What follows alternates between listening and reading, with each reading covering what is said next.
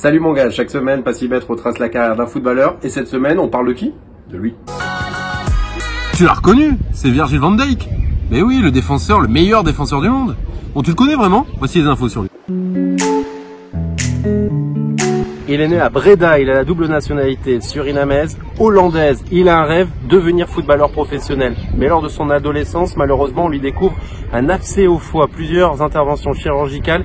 Il perd 15 kilos, mais il s'en sort. Il intègre ensuite le centre de formation de Willem. On le juge trop petit et trop lent. Sa croissance se fera sur le tard puisque maintenant il fait plus d'1m90. Il y reste 1 an et ensuite direction le centre de formation de Groningen. Dans le même temps, il fait des petits boulots dans un restaurant comme plongeur. Son père vient le chercher tous les soirs à 2 h du matin et un de ses collègues lui dit « Arrête ta carrière de footballeur, tu vas gagner plus ta vie dans la restauration. » Bon, le mec il sent pas les coups puisqu'il signera 1 an plus tard son premier contrat pro avec Groningen.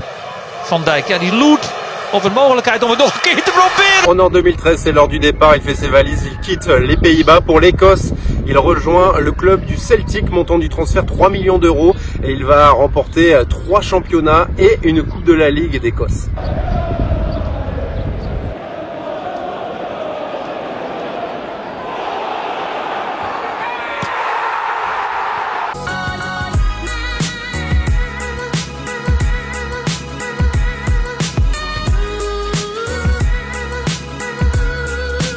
Je sais pas si tu as fait attention, mais ce n'est pas son nom, mais son prénom qui est inscrit derrière son maillot. Tu sais pourquoi?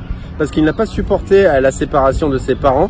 Son père a délaissé sa mère avec ses 3 enfants, et donc il ne veut pas associer le nom de son père à sa réussite, tout simplement. Son aisance technique, ses qualités physiques, mais aussi son mental d'acier, Southampton l'a repéré et va l'acheter. Plus de 16 millions d'euros. Il y restera à 3 ans. Il fera une finale de Coupe de la Ligue. Lorsqu'il est titulaire, une stat importante, Southampton gagne 40% de ses matchs. Et quand il est sur le banc ou forfait, seulement 26%.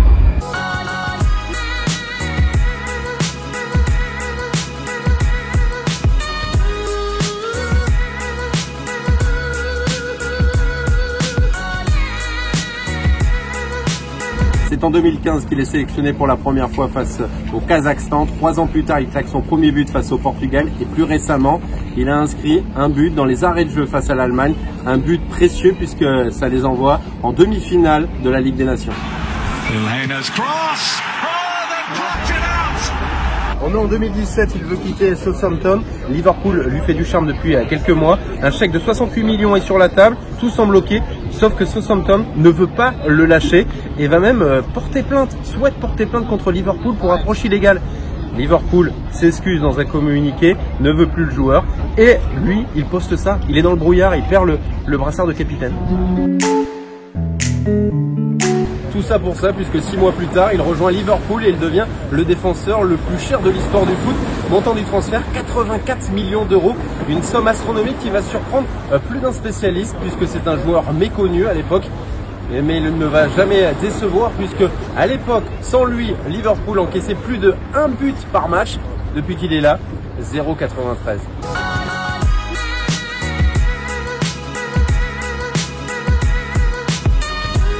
Il est finaliste de la Ligue des Champions face au Real, finale perdue. Et l'année suivante, il remporte la Ligue des Champions et même élu homme du match.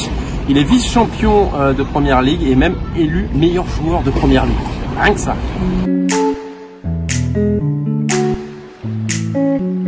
Et une dernière stat pour prouver que c'est un taulier. Lors des 64 dernières rencontres, aucun joueur n'a réussi à le dribbler alors qu'il a rencontré quand même Messi, Neymar, Mbappé. La dernière fois, c'était le 3 mars 2018, un certain Merino contre Newcastle qui a réussi à le passer. C'est devenu l'une des idoles des supporters de Liverpool, comme Gerrard ou encore Luis Suarez à l'époque et Torres, puisqu'ils lui ont dédié carrément une chanson.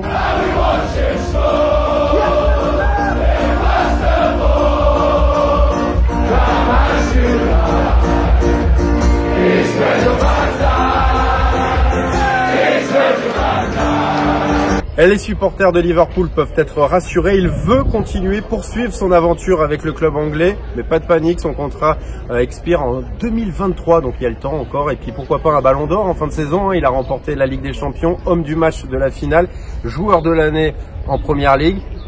Alors pourquoi pas le Ballon d'Or? Qu'est-ce que t'en penses?